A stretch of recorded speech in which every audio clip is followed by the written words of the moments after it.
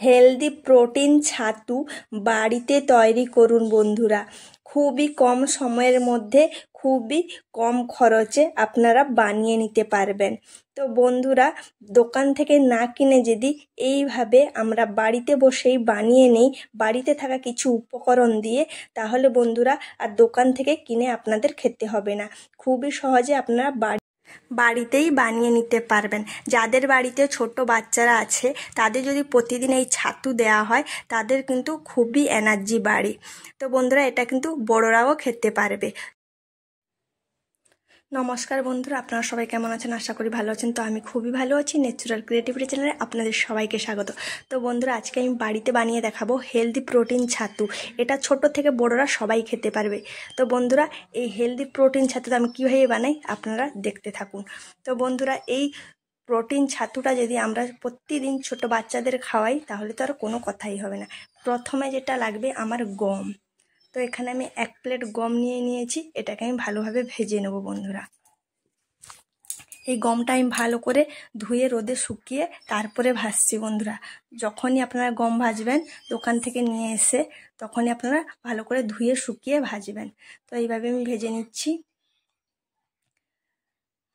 দেখুন কালারটা চেঞ্জ হয়ে গেছে, আমার ভাজা হয়ে গেছে। এখন একটা প্লেটে ঢেলে নিচ্ছি। তারপরে আমার যেটা লাগবে মুগ বন্ধুরা। মুগে প্রচণ্ড ভিটামিন আছে। তো এটাকে আমি ভালো করে আগে জল দিয়ে ধুয়ে নেব, তারপরে কড়াইতে ভেজে নেব বন্ধুরা। তো আমি এখানে অল্প মুগ দিয়েছি, আপনারা কিন্তু ভাগ মাপটা বাড়িয়ে কমিয়ে নিতে পারবেন। তো এখন কড়াইতে মুগটা দিয়ে নিচ্ছি, দিয়ে ভালোভাবে ভেজে নেব। দোকান থেকে যদি ছাতু না নিয়ে এসে আমরা বাড়িতে নিজের হাতে তৈরি করি তাহলে আমরা অরিজিনাল ছাতুটা পাবো, কোনো ভেজাল ছাতু পাবো না। তো মুগের ভাজাটা হয়ে গেছে, মুগ ভাজাটাও তুলে নিলাম। তো এখন দিয়ে দিচ্ছি আখরোট কয়েকটা, এটাকে কড়াই ভেজে নেব। তার সঙ্গে আমি পেস্তা বাদাম কয়েকটা দিয়ে নিচ্ছি, সেটাকেও কড়াই দিয়ে ভেজে নেব শুকনো খোলায়। তো বন্ধুরা, গ্যাসের জালটা কিন্তু কম আঁচে রাখবেন, না হলে পুড়ে যাওয়ার চান্স আছে। গ্যাসটা সিম করেই ভাজবেন, তাহলে ভালোভাবে ভাজাটা হয়ে যাবে। তো এইভাবে নাড়তে নাড়তে আমি সুন্দরভাবে ভেজে নিয়েছি। দেখুন কালারটা দেখে আপনারা বুঝতে পারছেন যে ভাজা হয়ে গেছে। এখন এটাকে আমি তুলে নিচ্ছি। তো আমি একটা বাটিতে করে রেখে দিচ্ছি।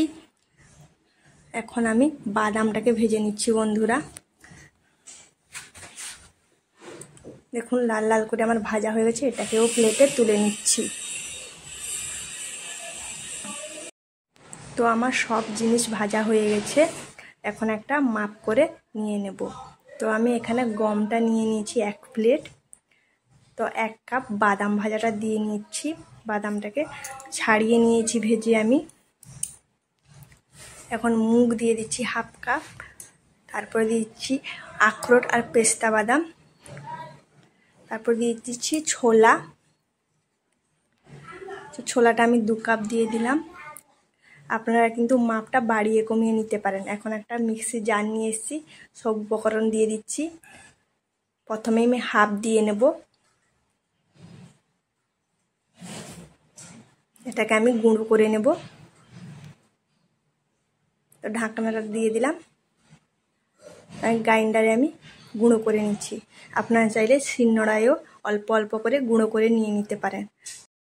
গ্রাইন্ডারে গুঁড়ো করাটা তাড়াতাড়ি হবে, তাই আমি গ্রাইন্ডারে গুঁড়ো করে নিচ্ছি বন্ধুরা।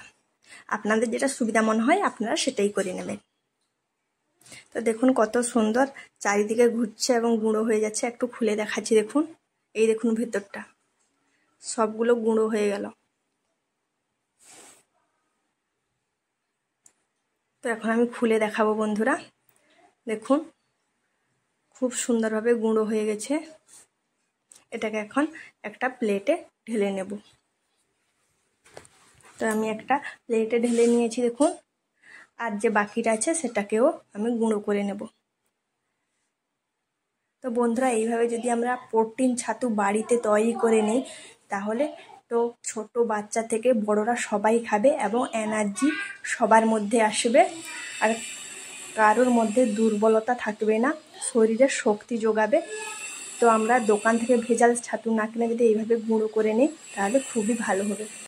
সবগুলো গুঁড়ো করা হয়ে গেছে বন্ধুরা। দেখুন, আপনারা চাইলে এইভাবেও রেখে দিতে পারেন, না হলে চেলেও রেখে দিতে পারেন। তো আমি একটা প্লেটে ঢেলে নিচ্ছি কতগুলো হয়েছে দেখুন ছাতুটা। আমি এটাকে চেলেও দেখাবো আপনাদের, আরও টেস্ট বাড়ানোর জন্য আরও কয়েকটা উপকরণ মেশাবো আমি। আপনারা ভিডিওটা দেখতে থাকুন, কন্টিনিউ করুন। তো দেখুন কতগুলো ছাতু হয়েছে।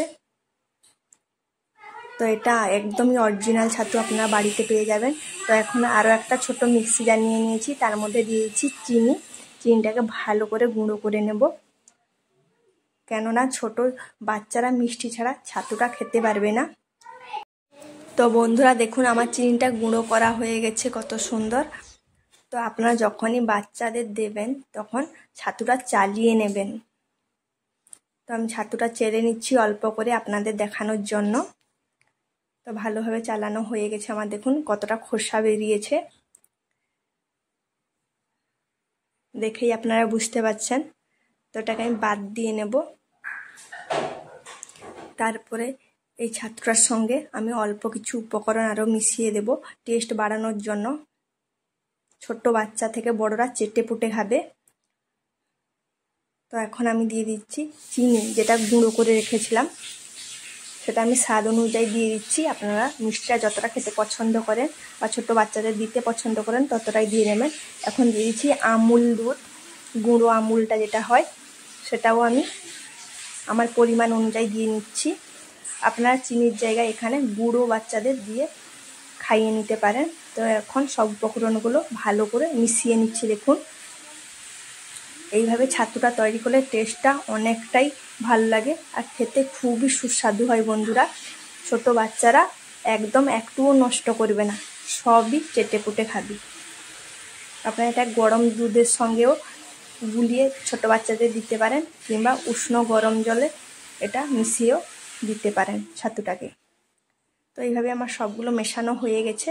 এখন একটা চামচ দিয়ে সব ছাতুগুলোকে আমি ভরে নেব।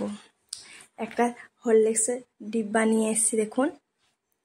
তো এর মধ্যে আমি সবগুলো রেখে দিচ্ছি, আপনারা চাইলে কাঁচের জারেও রেখে নিতে পারেন। তো এটা অল্প বানিয়েছি, অল্প দিনেই শেষ হয়ে যাবে, তাই আমি হরলিক্স ডিব্বার মধ্যে রেখে দিচ্ছি। তো সবগুলো আমার রাখা হয়ে গেছে দেখুন বন্ধুরা। তো বন্ধুরা দেখুন আমার ছাতুটা তৈরি হয়ে গেছে। বাড়িতে বসে থেকেই অল্প কিছু উপকরণ দিয়ে আমি ছাতুটা তৈরি করে নিলাম। তো ওটা একদম হেলদি প্রোটিন ছাতু, যে খাবেই তার এনার্জি বেড়েই যাবে। তো বন্ধুরা ভিডিওটা যদি ভালো লাগে লাইক শেয়ার কমেন্ট সাবস্ক্রাইব করবেন। পরবর্তী ভিডিওতে আবার দেখা যাচ্ছে বন্ধুরা। আজকের মতো ভিডিওটা এখানে, সবাই ভালো থাকুন, সুস্থ